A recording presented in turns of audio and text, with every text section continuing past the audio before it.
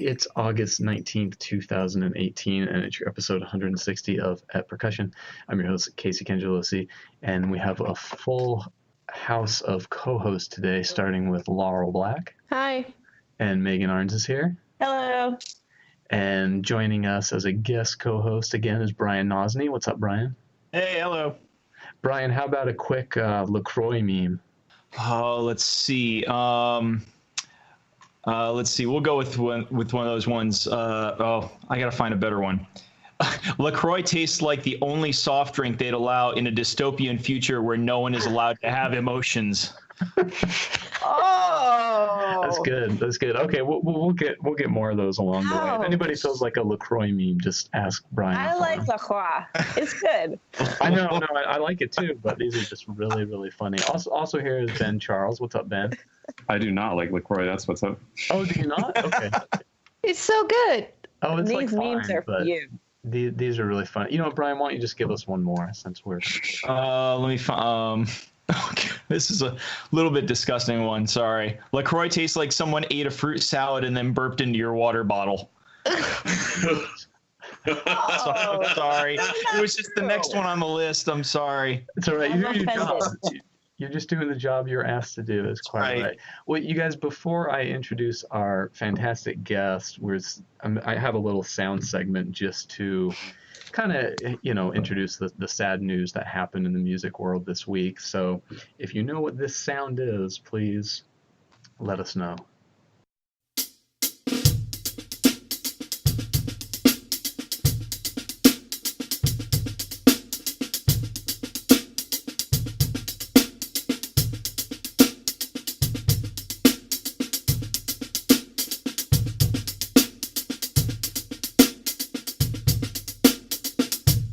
So anybody happen to know the name of that drum groove? Steve Gadd? Steve Gadd, the drummer? It's just called Steve Gadd. It's just called Steve Gadd. Is it the Purdie Shuffle? Wow, way to go, Ben. Yeah. I thought someone might have got it. Yeah, way to go, Ben. That is definitely... Brian actually wrote a piece about it. No, but Brian... Nice. Yeah. I thought you'd eventually maybe get to Bernard Purdie. So you guys, this is the Purdie Shuffle coined by Bernard Lee Purdie. And so anyway, real quick about him, born June 11th, 1939. He's an American drummer considered an influential and innovative funk musician. He is known for his precise musical timekeeping, his signature use of triplets against a halftime backbeat, which is that Purdie Shuffle. And what you were listening to was yours truly recording it about 20 minutes ago before we started. He was inducted into Modern Drummers Hall of Fame in 2013. He can be heard on 4,000 recordings, many of which are with who we lost just a few days ago, the Queen of Soul, Aretha Franklin. So just a few. Look, there's so much good information out there on Aretha Franklin. I'm certainly no person who can add anything unique to any of that, but I thought it might just be fun to just run down some quick, cool facts about Aretha Franklin. So she died just a few days ago at 76 from pancreatic cancer in her home in Detroit. She released the song Respect when she was only 25 years old. And that song, in addition to being hugely popular, it became an anthem for civil rights and feminism. She had about a 4-octave range at her peak, going from G2, which is the lowest staff line on the bass clef, G2 all the way up to E6. She released 42 studio albums and sold 75 million records worldwide. She toured with Martin Luther King Jr. She appeared on the cover of Time magazine the year after Respect was released in 1968, and when she was only 26 years old. One fun thing I read, she was notoriously afraid of flying after a turbulent flight in 1980, after which she never flew again for 30 years. I thought that was really wow. Yeah, I thought that was really cool. It's like, I don't like this thing. it makes me nervous. I'm not doing it, and I'm in control enough of my career that I don't have to do it. So she's notorious for having shown up on buses and taking buses really long distances. She won 18 Grammy Awards, has a star on the Hollywood Walk of Fame, and was the first woman inducted into the Rock and Roll Hall of Fame. She received a Presidential Medal of Freedom and, of course, many, many other honors and awards. So anyway, I know this will be old news by the time this podcast is released, but I thought it'd be cool just to click off a few cool things about her that you might not have known.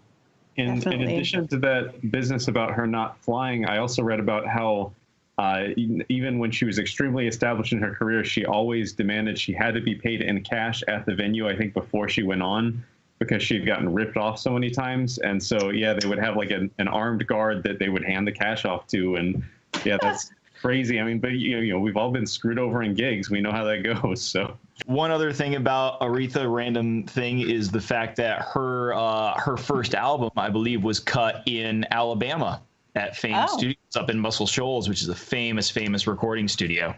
Cool. Okay. Well, you guys, today's guest, he teaches music composition theory, songwriting, and orchestration as an associate professor of music theory and composition at Westchester University. He's just got a beautifully unique compositional voice, many popular pieces for percussion, and they seem to just keep coming. You know, I hear lots of people talking about this composer all the time. It seems like he's always popping up on social media, and people are just always talking about Adam Silverman. How's it going? Welcome to the show. Hi, thanks for having me. It's fun to be on. Yeah, sure. So how has your summer been? What have you been up to? I have been very busy this summer. I travel a lot. I'm a Suzuki parent, which is, I think, the hardest job in the world. Wow. So I go around and go to Suzuki festivals where my wife teaches and my children are enrolled. And then when I'm at home, I'm frantically working on. I had 3 new commissions this summer, and they have kicked me in the butt. But I'm working my way through them, and I'm excited about them. So, Adam, I was checking out some of the pieces that you sent us, and I came across the piece that you wrote for the X4 Quartet, and on the YouTube sort of side videos was another one of your pieces you wrote for the Quay Duo. And the thing that kind of struck me about both pieces was the instrumentation was so unique. And I think that you could study composition and orchestration in school all day long, but when someone asks you to write a piece for that includes tabla and steel pan, or the sort of very unique instruments in that Quay piece, I just can't fathom how a composer, even a percussionist composer, would wrap his mind around that. Could you explain sort of your process for figuring out what to do with those strange instruments? Yeah, thanks. That's actually a kind of a funny thing to put those 2 pieces together, because one of them, the Quay piece, was something that I had sky's the limit to sort of compose whatever instruments I wanted, and so I got to choose those instruments. And the X4 piece was one where they said very specifically, Julie wants to play. Was for the Julie Hill wanted to play steel pan. And Dan Piccolo, who was there at the time, wanted to play tablas. And G.K. Jung really wants to play marimba. That's her thing. And they wanted to have, so they very particularly wanted to have a piece, marimba, vibraphone, tabla, steel drum, and said, go forward with it. So it was terrifying to write for tabla. And I spent a lot of time looking at online. I'm not a percussionist, and so I don't know how to play any of these instruments. I did study marimba for 1 semester in graduate school. That was a lot of fun. But so I learned most of my techniques of composing for percussion instruments by watching instructional videos on YouTube. I watch people playing them, talk about the strokes and whatnot, or doing solos. And for tabla, there are these amazing intricacies that you can really do, and they terrified me. And I decided in the end that I would avoid all of them and just trust Dan, who's such an amazing player. And he said to me right at the beginning, he said, we want this piece to have legs, and I know that very few people play tabla. So if you want to, you can write a sort of a hand drum part, and I'll make it a tabla part. So in the end, I had written a piece many years ago called Naked and on Fire, which was for, among the other instruments, Riek and Dumbek, and I had them basically notated the same way. So in the end, I notated the doublet part basically like I had notated those. And then he crafted this amazing thing that has all the whoopsie things and wonderful glisses, and he made it sound just extraordinary. He's such a great player. The steel pan, I looked at a lot of, I did the same sort of, took a way out. I looked at a lot of steel pan music. I really enjoyed it. And I remember having a great fondness for steel pan music when I was a student in Miami, and they had such a vibrant sort of pan ensemble at my school. And I thought, that's not what I want to do. And so I took a pan home from my school, Westchester University, and I started hitting it with sticks and doing all sorts of other things. I sampled it, and I made those samples work into a functional part. So it's actually like the least steel drum piece, I think, because it's really more just like almost like a kit piece. And it works very pattern based. And so instead of working on really figuring out what pitches I wanted, I almost more figured out what motions I wanted and composed those into the piece. So that was a lot of fun. The Quay piece is a piece called Paper Covers Rock, which I had gone to, like I said, my parents, and I had gone to a third birthday party where they had a musician there, and he had all of these wonderful toys that are these spinning bells. And I just loved them, so I bought one, and I socked it away for the day when I could play with it or compose for it. And Gene Kaczynski had posted online not that long before I started composing this piece, this series of they're like hand bells, but they're triggered like hotel bells. And they're they have the same colors, but they're actually by a different toy manufacturer. And they fit perfectly. And so I thought, and there's this adorable thing with his little daughter putting her hand in the video to play them. So I thought, wow, these will go great together. So I bought a set of those bells, and I bought 2 sets of the spinning bells and this big chromatic set of the hand bells, and composed for that, among other instruments, and the whole sort of percussion battery of it. So that was one that I was just inspired to do. And the other one was, they said these instruments and go find a way to work it out. Do you find that, I know a lot of the time composers talk about how limitations can be helpful in sort of forcing your creativity. Did you find that the limitations of one of those pieces was helpful, or that the freedom of the other wasn't, or kind of a wash? Or well, that's it really depends on the limitation for me. So like I'm very sort of tied up in knots if someone asks me to write a piece that has to have a certain kind of spirit to it, or that has to have maybe some instruments that I'm not excited about. But in this case, it was they were the right kind of limitations. And for the X4 piece, I think that really worked out well in the end. I was very happy for it. I had another limitation of that piece that I really liked, which was not from them, but from me. I decided to play with a sort of a weird hexatonic scale. So a hexatonic scale is, or at least this one is, it sounds like this. It's a minor third followed by a half step. And so it's like an octatonic scale that's whole half, but this is, wait, did I skip it? And so I used that. Yeah, well, it's very cool because it has these, it has a major chord and a minor chord and an augmented chord. And you can kind of move into this major sort of first inversion figure or the bluesy kind of figure. So it worked out great. It was really fun. So the marimba and the vibraphone use that almost exclusively.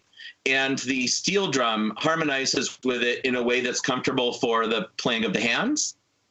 And so there was a little freedom, there was a little limitation, and it worked out really well. For the Quay piece, I really started to open up in that piece and saying, I don't want to call for this specific instrument or that specific instrument, because I knew as great as my imagination might be for that piece, the instruments that Gene owns are better than what I could imagine. And so I could have opened it up, because he just has a stunning collection. So I just opened it up in a big way, and let him choose some instruments. And then I had a trip to Minnesota where I worked with him on it, and it turns out that all of his choices were like the best choices. They were really fantastic, and there was very little sort of messing around we had to do with that one. Yeah, there are worse people you could write a piece for than Gene, I'm sure. And I knew that about him, and I knew I could trust him. Mm-hmm. Well, Adam, I think it also says a lot of you trusting the performer by leaving parts open-ended. And you know, as you know, we played Spiderweb Lead last year, and I thought it worked out really well. The hand, quote unquote, hand drum part that was meant for tabla. You did it on congas, right? Yes. Mm-hmm. Yeah, we had the guy who played it is from Costa Rica, and he's played a lot of Latin music, and so he felt the most comfortable on congas, and it was fun to work with him on that part because you kind of left it open ended in a, you know, with the sounds, at least not with the rhythms. I don't know. It just allowed for more creativity. And I think, you know, for instruments that are typically taught by rote anyway, it's difficult, even if you were a tabla master or a conga master or conguero or whatever, to write something out in such great detail, because in a lot of cases, you know, there is improvisation open for the performers. So in a way, it feels a little bit restricting if it's an instrument that is taught orally anyway. So I don't know. I thought that was effective. And I think a lot of people get scared of that and don't write for those instruments because of that. But I think that yours is a great example of a way to do it that's not restricting and still has a lot of guidance as to what the player should play. Thank you. You know, it's funny. I got this weird feedback a couple years ago. Sam Solomon wrote this next edition of his How to Compose for Percussion book, and he used my piece "Naked on Fire" in it as a sort of example of improvisational techniques composed into music, which is something I had not really considered that I was doing, but now that he pointed that out, that's become a way, something that informs the way I compose. And I like that idea. And so when I am writing rhythm parts like that, that's essentially what I'm doing, is I'm sort of doing a notated improvisation. And it's not a problem for me if people actually do improvise in those parts. In the last couple of pieces, or a couple of recent pieces, I've started to loosen up a little bit, and I've started to write some improv sections and kind of guide it. Maybe there will be 4 bars of improv, or maybe there will be a groove that has fills that a person can add, and just do those things that are really sort of standard things that drummers have been doing all along, but it took me a while to kind of get open to it. So that's been a lot of fun. Cool. Adam, you and I have talked before about, I think, if I remember the conversation right, I asked kind of like, what are you first thinking of when you're writing? And the first thing you said was texture. Does that end up becoming difficult for you when you're then saying, well, I'm going to write for tabla, but it could really be kind of more a hand drum open, like when you keep it open-ended like that to a point, does that help you or hinder you when you're then thinking about texture like that? I think that is a bit of a weird piece. First of all, because it's a quartet, it's not a ton of instruments to build little like layered textures for. And so that piece is really a marimba and a vibraphone that are always coordinated, or almost always coordinated, except when there are vibraphone solos in the piece. And then there's a bit of a rhythm part from the certainly throughout from the tabla, and a kind of rhythm part for the steel drum as well. So so I don't get the chance to really layer and work on crazy colors in that piece. So I'm relying on more of a chamber music aspect for it. But I've enjoyed lately. I've gotten to write. I just finished writing a big ensemble piece, a 10-player piece for Indiana University that's going to premiere at PASIC this year. And those are the pieces that I just love thinking about, these really big textures where you've got 3 or 4 or 5 people on a layer, and they can really all contribute to a massive sound. And that's the stuff that I feel like I end up happiest with. It's called Pounding Face, right? Pounding Face. Yeah, that's the new piece. Well, I had a question when you're talking about the hexatonic scale, and we're talking about using these unique instruments. It reminded me, the hexatonic scale reminds me very much of Messiaen and his scales of limited transposition, that sort of thing.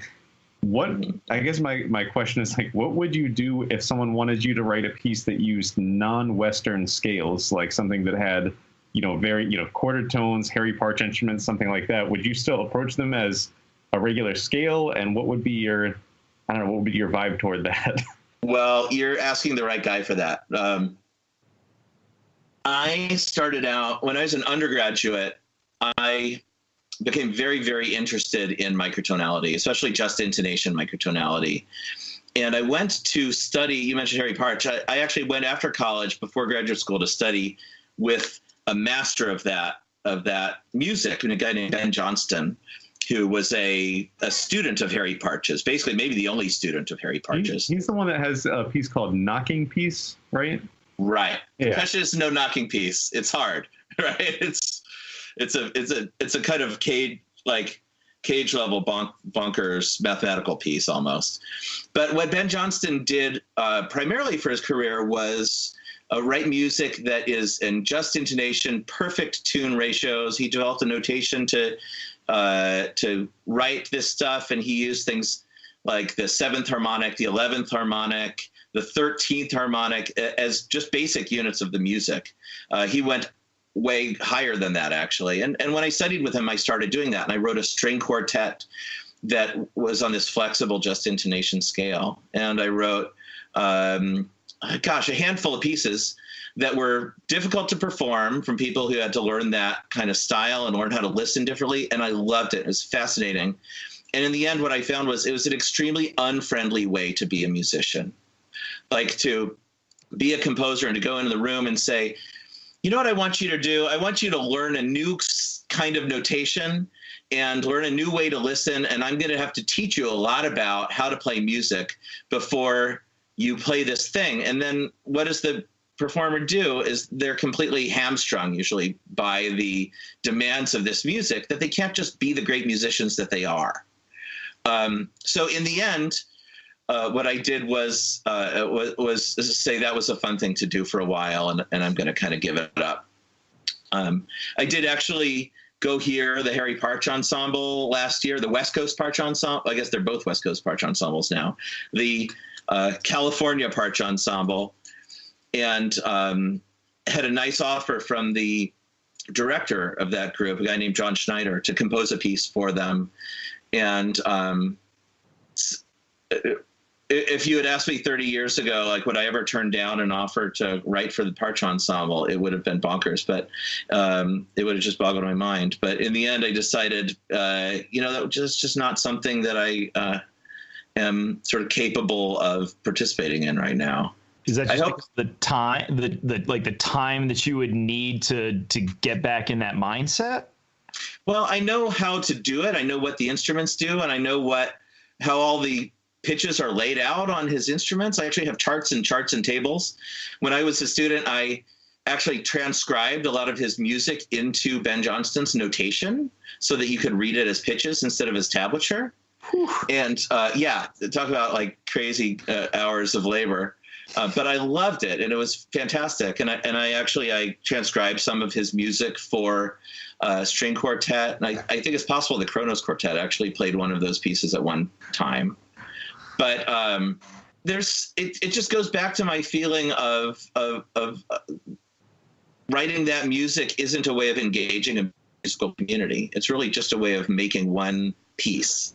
So that's not what I'm interested in now. And one of the things that I love about working with college percussion ensembles and writing percussion ensemble music is that I get to do really fantastic things like meet people and have visits at different colleges and coach students and get to know people through them playing multiple pieces, work with them on recordings. To me, this is the joy of music making.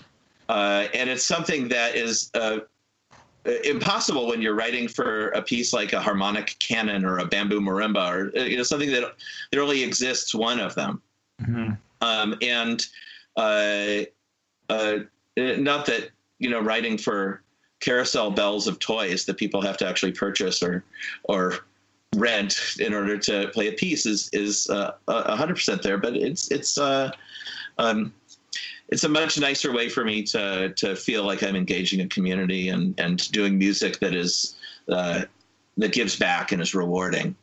So, well, speaking of pieces of yours, thinking of an older piece that maybe is a little more difficult for the community to swallow, and it's the first piece, or one of the first pieces I ever saw Laurel perform, and man, she creeped out everyone in the audience and did such a killer, just knockout performance of your piece, Stars, Cars, Bars. And I just thought, whoa, this chick is really freaky. I'm into this Laurel Black. So I don't know. I'd love to just ask both of you. Is that what did it for you? It's like, well, she's far out. But yeah, I don't know. I'd just love to ask both of you, like both Laurel and Adam, like what's up with that piece, and maybe Laurel, like what drew you to that piece? Should we describe it first a little bit? Oh, please. Yeah, Adam, that'd be great. Yeah, go ahead. Do you want me to? Stars, Cars, Bars was really the first percussion piece I wrote, actually. It's a marimba solo where the marimba player whispers and shouts and speaks, and it's based on a sort of a misremembered song lyric from Nabokov's book Lolita. And I really loved that book at the time. I actually wrote two pieces based on passages from that book. And it was this piece, Stars, Cars, Bars, is a sort of minimalist version of a lovely lyric that goes really sour through it. And it goes from a sort of lovely memory to like a murderous rage at the very end. And so I can imagine you like falling in love with Laurel and the lovely things, and then being like, wait a second here, what is going on? Wait a minute. Yeah, right. The line, the gun I'm holding right now at the end, I think is the line. It's like, oh yeah, this is the woman for me. That's awesome. Yeah, Laurel, what do you have to say? Well, I was introduced to your piece in grad school because a lot of the people in the marimba studio were doing marimba speaking pieces, and the connection was a big one that like all these people were doing, and I wanted to get on that train because I'm a big lover of theater and I loved being involved in it in undergrad, and so the connection is a different piece, right? Yeah, the connection is a different piece, and so I didn't want to do one that everybody else was doing, but I really felt like I should do a piece like that. And and so then one of my studio mates showed me that piece of yours, and I thought, I'll do this one. Nobody else is doing this one. I'll try this. And I just loved working on it, frankly, and I liked that I got to approach it from a very theatrical perspective. That's what I chose to do. Sorry. There's a baby in my lap. You're doing good. You're doing good. You guys see when I go to the office? Every episode. Yeah, so it was really cool to work on, and I actually I played it for Nancy, and she was like, whoa, I don't have anything to say. That was cool. Will you do it at my festival? And that's where Casey and I met. I played it for Sam, and it was interesting to perform it a few times for the studio because I would have people that really loved how I did it one time and then really didn't like it another time. And I think some of the choices that I felt like I needed to make were because I was a girl doing this piece. And I you can correct me if I'm wrong, Adam, but I thought that who you wrote it in mind, or who was in mind when you wrote it, was a guy, which to me paints it slightly differently than if it's the girl, and it's based off of Lolita. So I made a lot of choices that I think were probably pretty troubling to people. But yeah, that's a very troubling book, and it is. It's especially troubling this year. It's just like the least. It's one of those books that's going to be jettisoned along with all the Woody Allen films. It's just the worst culprit of Me Too misbehavior, which is just a bizarre thing because it's this incredible work of art, and it's a work of art on the level of those Woody Allen films and of the Wagner operas and things that you have to just either swallow the pill and say this is something that you're not taking a stance on, or you have to say there's no more Lolita.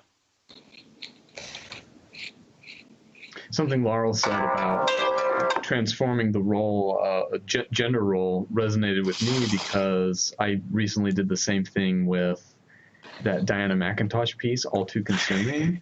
It's hard to argue that it has to be a woman's performer. There's a female voice in the tape playback that's supposed to be your thoughts as the piece is unrolling, and it's a female voice. It's the composer, Diana McIntosh, speaking.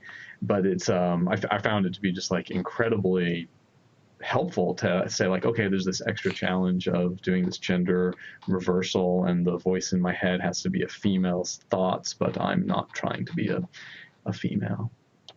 Also, I think not my first speaking piece, but I've not done many.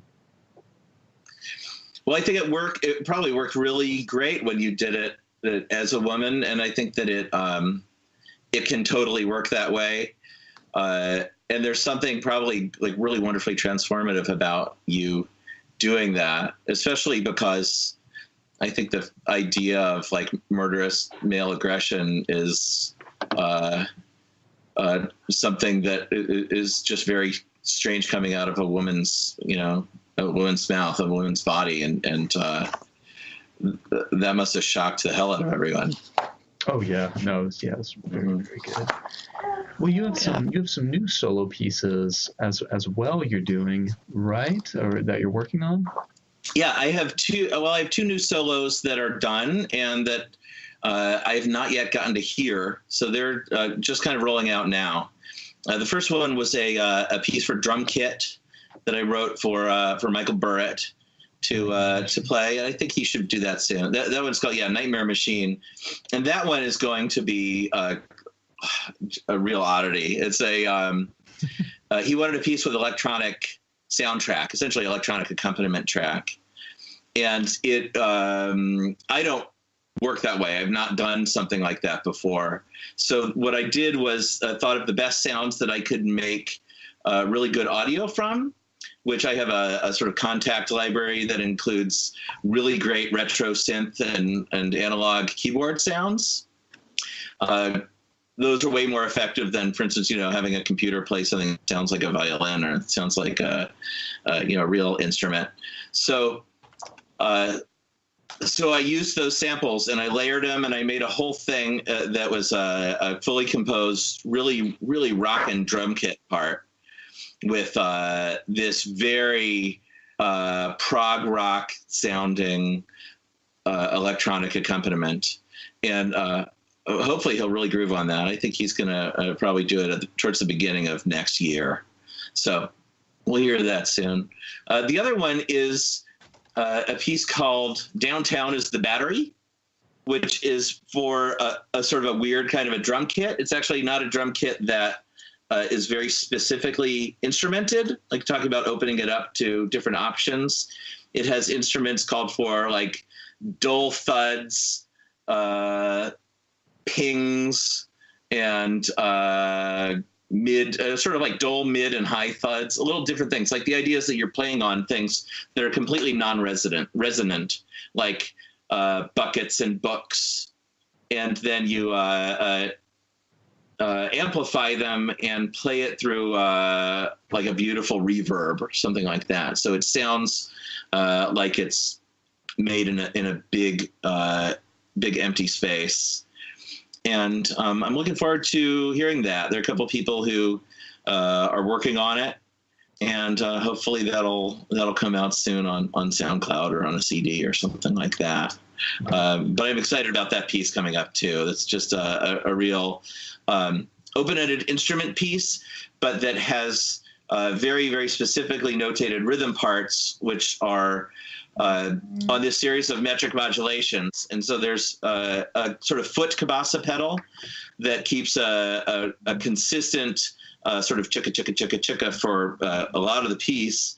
And then it becomes the, instead of being the beat, it becomes a part of a compound meter, because it's a part of a syncopated thing. And it plays against that.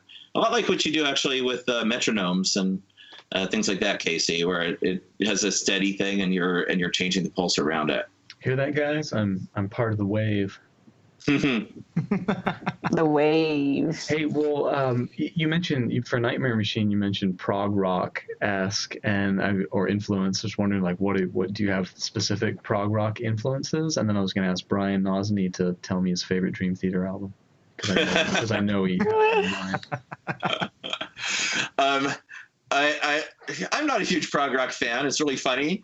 I really liked writing this piece, and so what I was basing it on was probably most closely resemble like ELO, ELP, all the ELs, maybe some Yes, some sort of roundabout level Yes. Yes, yeah. And that stuff was just in my head, and I really enjoyed making it. But it's actually not the music that I go listen to all the time. Gotcha. So, yeah, Nosny would be much more the expert than. Well, yeah. Assuming Nosny is the expert here, I have a question. Is Rush prog rock?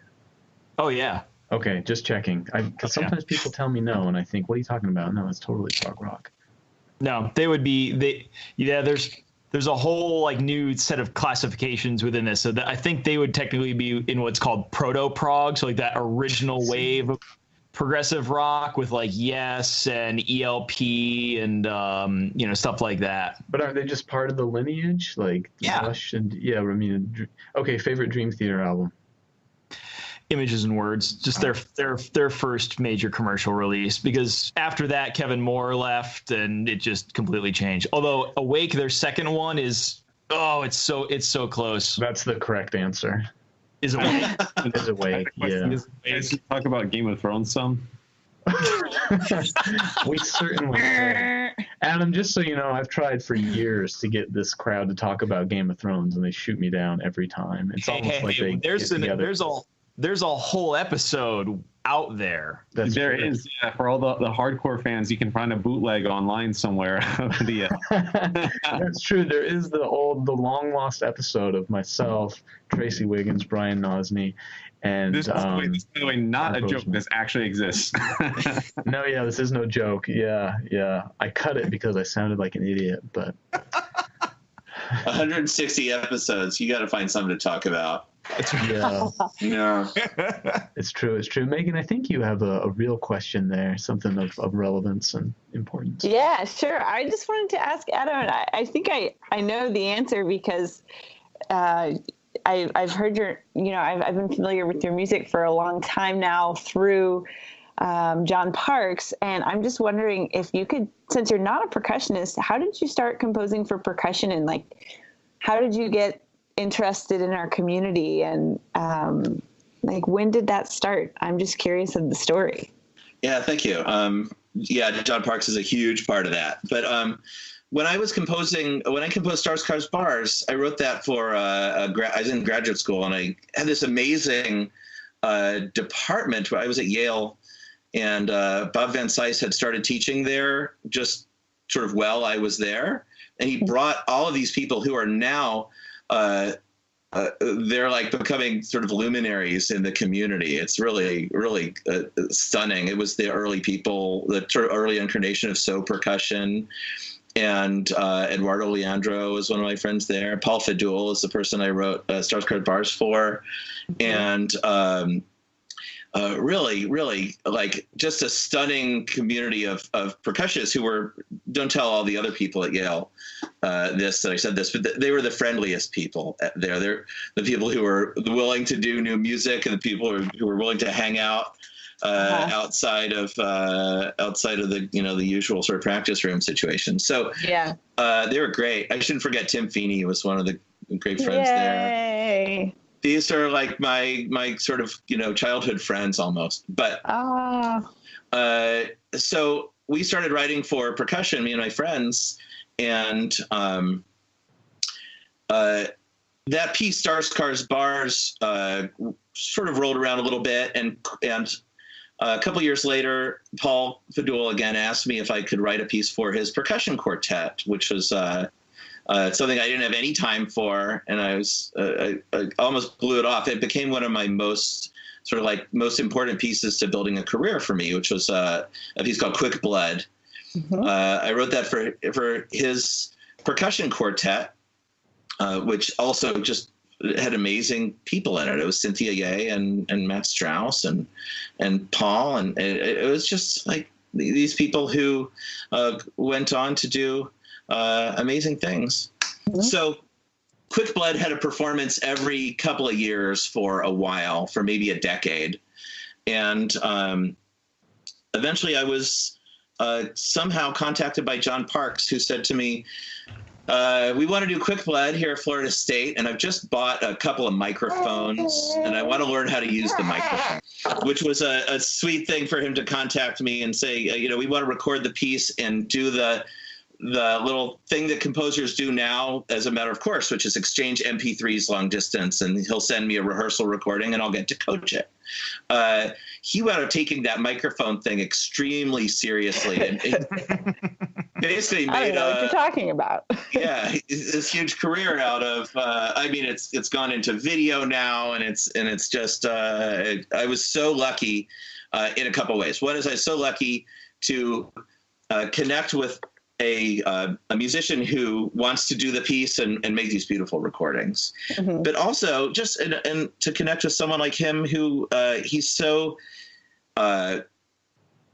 dedicated to doing new projects and so friendly and so wonderful about encouraging music in a long way. So John and I became friends, acquaintances from that, and I was writing an opera at the time. I was writing an opera that sort of took a decade of my life to come back to.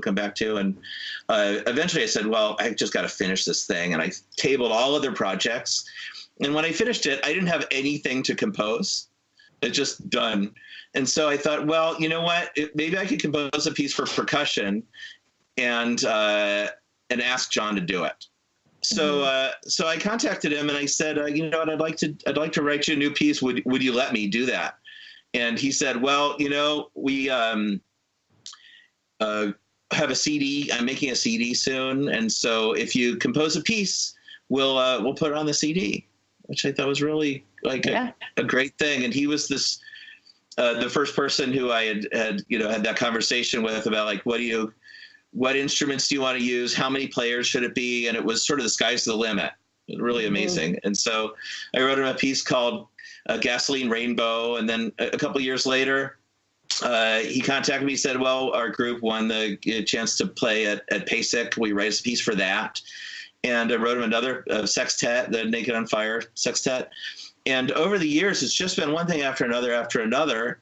And I've been the luckiest composer in the world, because not only will he have his ensemble play these pieces so beautifully, but he'll record them so beautifully, and I get to share those recordings. And mm-hmm. The other thing, my sort of real big introduction to the percussion community was my own instigation with him. I said, I really want to write a marimba concerto, because I had written a concerto for saxophone and wind ensemble that I really enjoyed doing, and I wanted to write more band music. And I thought, well, this would be a great way to get engaged with some great soloists and to write a wind and marimba piece. So I asked John if he would be one of the commissioners. And between John and another percussionist, Chris Hanning, who's at my school with me, Westchester, they helped me put together a consortium of commissioners, of people who have now become my friends and my people who I'm doing future projects with, and it's really formed a great sort of social network for me. So yeah, it all kind of comes back to these early friendships, first with Paul Fadul especially, and then with John Parks. So very fortunate. Very cool. Mm-hmm. Community seems to be a really, really important thing that you bring up a lot, Adam. Mm-hmm. Yes. Is there a question? It's important to me. It's why making music is fun for me and exciting, and I always look forward to doing the next project. Whereas I remember coming up as a student composer with this feeling that, that back then it was the 20th century, right? And 20th century composers, I think, were known for being loners who smoked pipes and complained about how no one understood them. That it's a different world right now, and I think part of that is a spirit of engagement and connection between composers and performers who want to share a goal of making everyone sound good and making everyone have a good time. It's also fun.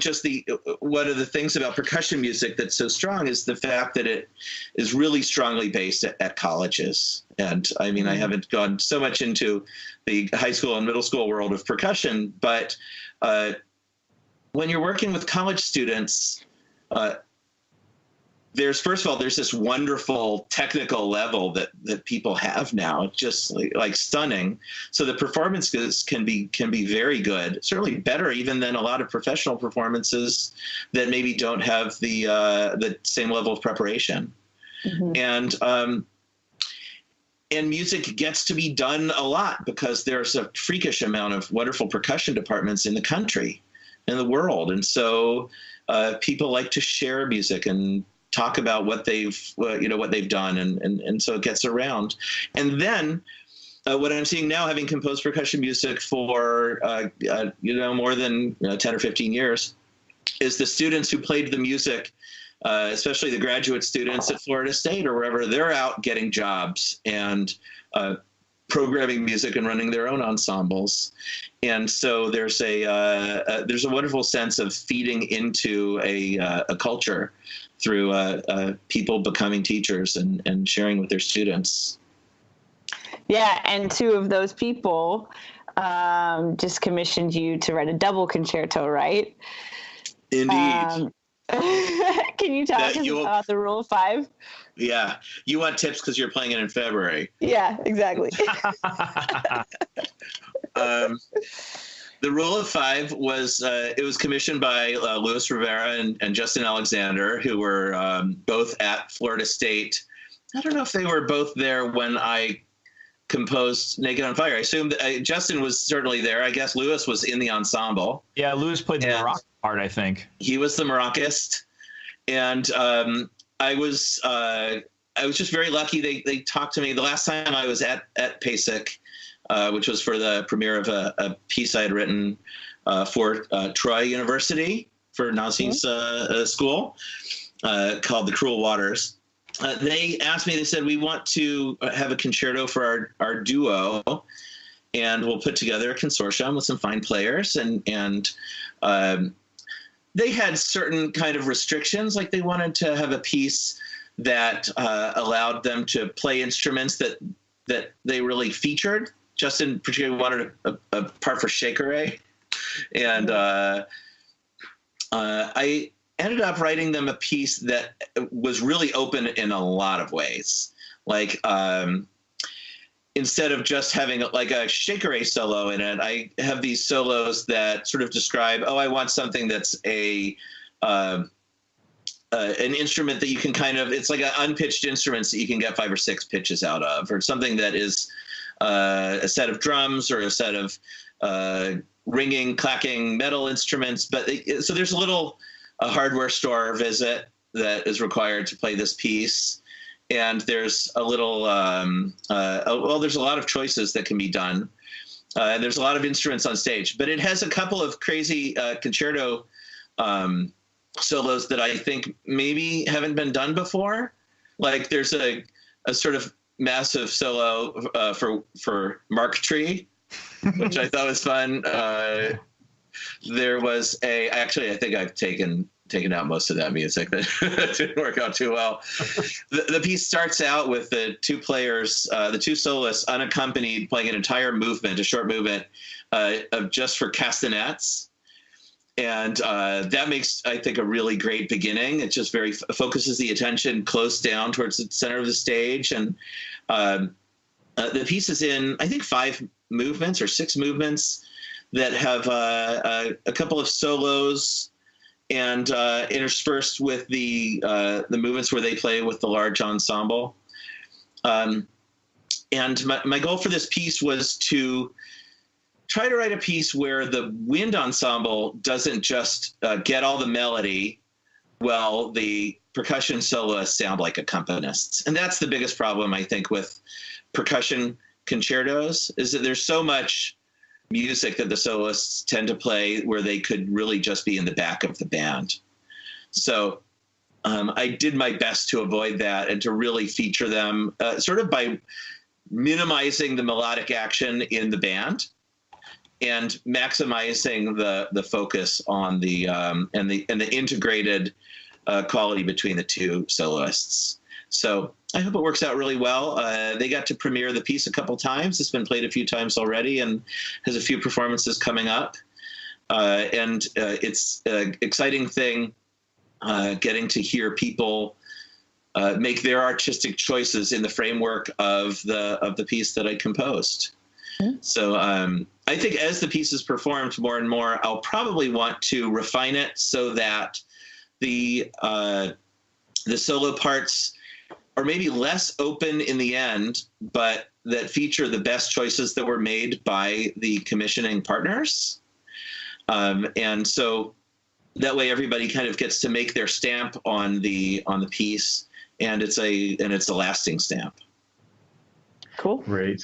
I have a question for Adam and Brian too. Do you I imagine where you're both at in your careers, just kind of one commission after the next. Do you find you're ever finding time to just write a piece you're thinking of? Or, I mean, flashback a decade ago when it was kind of, here's a commission here, but then I'm also just writing pieces for the sake of writing pieces because they're interesting to me. Do those still happen, or is it all just commissions? Brian, you want to take that one? Yeah, I kind of try and build about 6 months in after a project's done at this point now, to where I go, okay, I've got to do this. It's got to be done by June. So then I maybe take the rest of that year, and at least I try to do whatever it is I want to do. But it's become to the point now where I think I have my commission that I'm working on, or my multiple commissions that I'm working on, and then on the periphery is the other thing that maybe when I say, you know what, I've done my work for the day. I'm going to take an hour now and mess with this thing that I just want to write for me. Gotcha. That's kind of how I'm handling it right now, at least. That's a nice thing. Adam? Well, I've been lucky lately that I've been able to write pieces that really entirely pieces that I want to compose based on some either requests to write it or being able to initiate something. So like I had gone to John and say, I want to write this marimba concerto, let's make it happen. Eventually it kind of comes together. Right. I remember thinking that the coolest composer commission, relationship that I'd heard of was from the composer John Zorn. John Zorn was sort of famous for, as I understood it, writing whatever he wanted, whenever he wanted, and then he puts it out there and says, "Who wants to commission this?" And then someone sponsors it. I don't quite do that, but for the most part, I get to write music that I want to do, and find the right partners to play it with. Cool. And sometimes people come to me with better ideas than I had, or ideas that I can mull over and say, oh, this would be really nice. Adam, I'm just curious, was the cello concerto, was that a thing you wanted to write, or was that a Parks idea, or your idea, or an Amy idea? And I'm not trying to imply that, a commission means you don't want to write it at all. Sure. Of course not. Yeah, no, but so the cello concerto, I wrote a piece called the Percussion Insectarium, which is the word "the" and then two words that actually don't exist, and so it's for cello and 10 percussionists. And this was a piece that I was like kind of done writing music that was pure on percussion ensemble music, just because I had done a good handful of those, and thought, well, I don't really need more of those right now. And so when John said he's making the next CD and what's the next project we want to do, I pitched it to him. I said, well, can we do the cello piece? And he said, oh yeah, great. Let's make that happen. He was excited for it. He'd always wanted to work with my wife, Amy, who's a really fantastic cellist. And so we did that. He premiered it, and we've recorded it, and it should be edited sometime soon and coming out. I think the CD is going to be named after that piece. Oh, nice. So you'll see a CD from Florida State sometime down the road called the Percussion Insectarium. And yeah, so that was one of those examples of Mike sort of bringing something to the table that was, a piece that I could say, let's do this. And he said, since then, by the way, I've composed like 4 percussion ensemble pieces with no non-percussion instruments. And one of the biggest challenges of this summer is that I had written, I was commissioned to write a piece for Truman State University, where I'm going to have a sort of residency coming up this November. And I started writing that, and I got a commission from Indiana University to write this piece for them to play at PASIC. So I had to very quickly use up all of my ideas for Truman State, and then come up with a whole new set of ideas to start the next day writing a piece for Indiana. Both had really tight deadlines. So what I wound up doing was something that I really love. Is I wound up making a piece for Indiana that is a synthesis of all of my favorite techniques from pieces that I have written over the last couple of years. And so it sort of poaches from the piece I wrote for Truman State, which is called Pittering Pattering. And it poaches from the piece that I'd written for Troy called The Cruel Waters. And it poaches from a piece I'd written for Florida State called Sparkle Frog. And it uses all of these sort of things that I had done in one way there, and thought, okay, well, I can put these together in new and exciting ways and use those as a kind of vocabulary. So it was really fun, and I think in the end, it made for a really strong piece. And I thought, well, I'm going to be done writing for percussion for a while, and now have a new tight deadline for this November to write a concerto for 4 percussionists with wind ensemble that's going to premiere at the College Band Directors National Conference.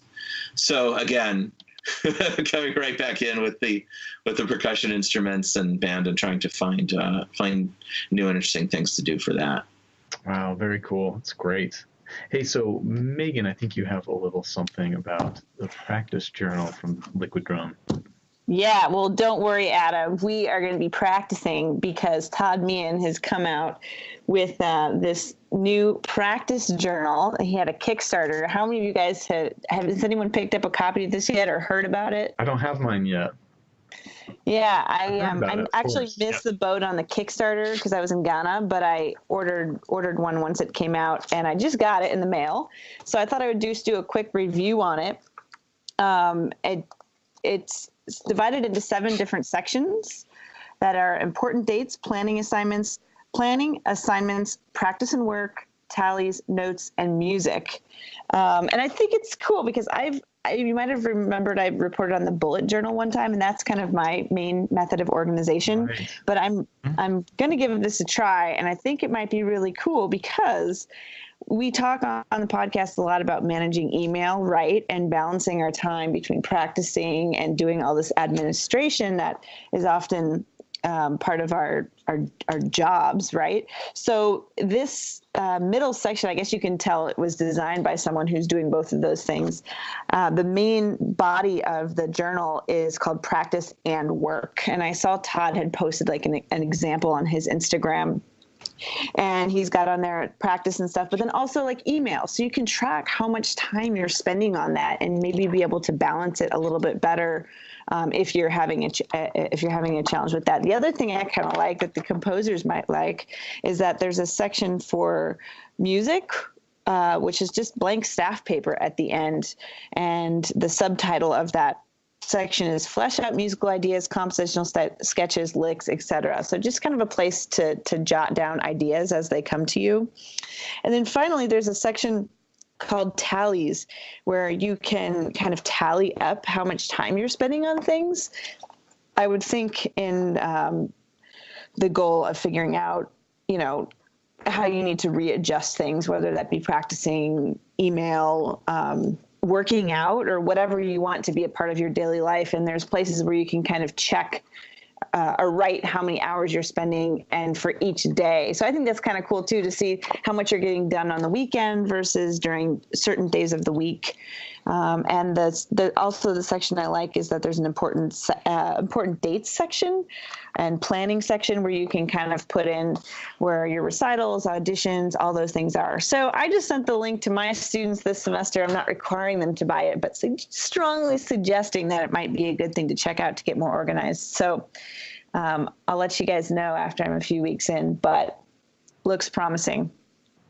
Cool. Thanks, Megan. Yeah, it's been really fun to watch this whole thing unfold, starting all the way from the Kickstarter and now all the way to its production, and I guess now distribution and sales. And of course it's fun watching everything Todd does online. It's just entertaining yet really, really good. Right. You're like, is this a joke? Wait, this is not a joke. Okay. Yeah. Right. Yeah. Hey, Megs, does it have suggestions for like how to organize it, or is it literally just kind of like a book that provides you with tools and just says, okay, use these however you want? The latter. It seems pretty open-ended. There's one about section that kind of suggests some things, but he does say the sections are not meant to be rigid boundaries within which to work. Rather, think of them as suggested frameworks that allow for a degree of structure and organization to your practice path. So similar to the bullet journal, it's very open-ended, and it just kind of, I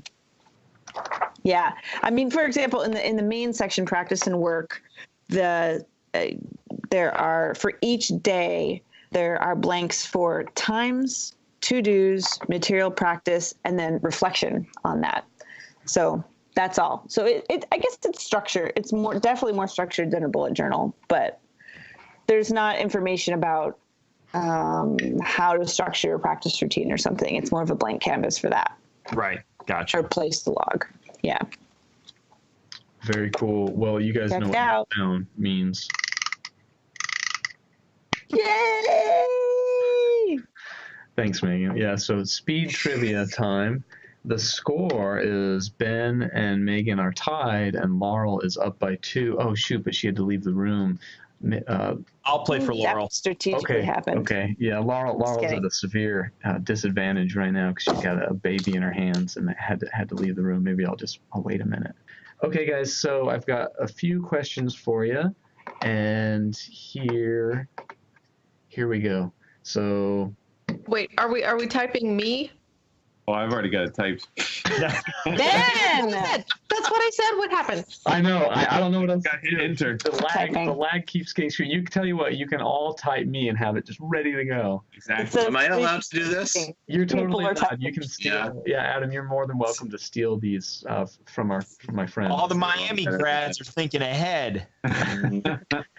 Okay, here we go. So I actually just pulled this question up because of Megan's last topic. So this at Percussion guest is currently investigating the effectiveness of practice journaling when comparing digital sources such as apps versus analog pen and paper sources such as Todd Meehan's practice journal.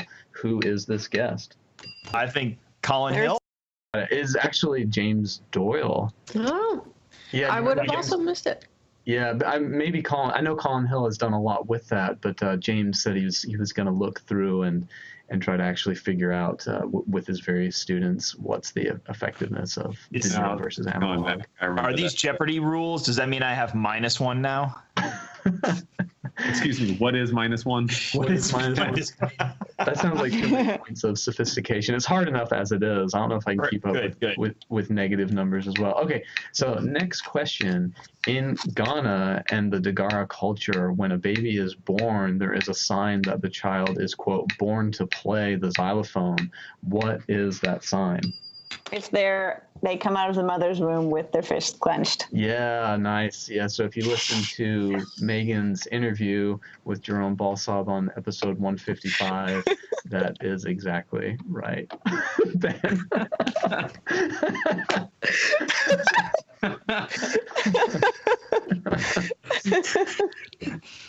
Good. Better typed than said. Okay, last question.